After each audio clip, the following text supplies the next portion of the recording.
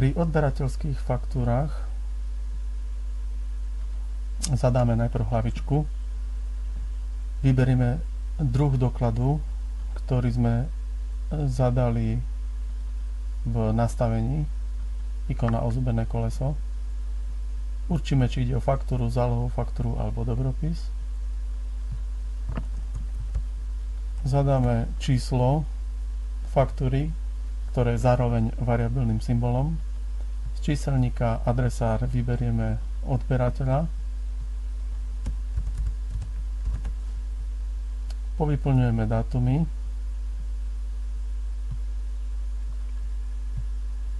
Zadáme nepovinný text, napríklad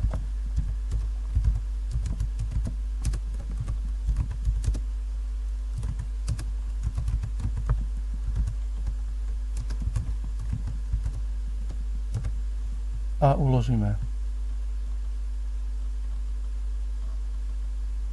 Po uložení sa nám zobrazí možnosť zadávať jednotlivé položky.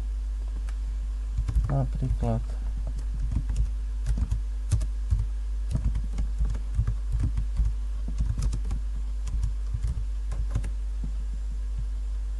z číselníka kontácií vyberieme kontáciu,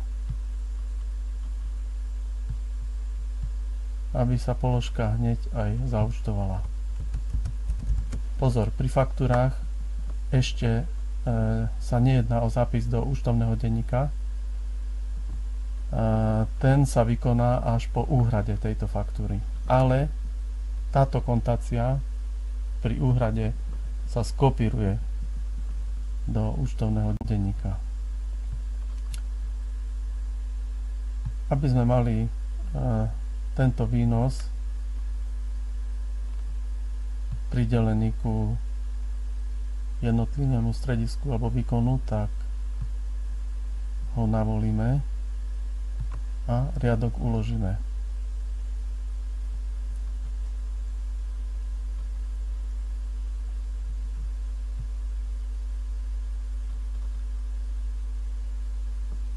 Faktúru takto vystavenú môžeme hneď aj vytlačiť.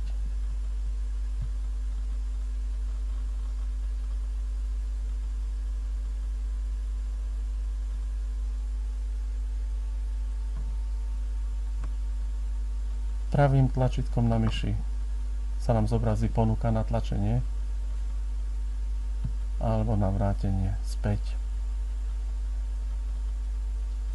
Ak je potrebné tlačiť viac faktúr naraz, tak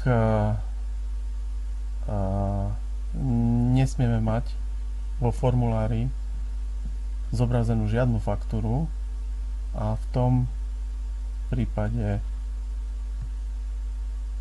sa nám zobrazí ponuka na zadanie čísla od do a buď bez kontácie tieto faktúry posielame zákazníkovi alebo s kontáciou pre interné potreby.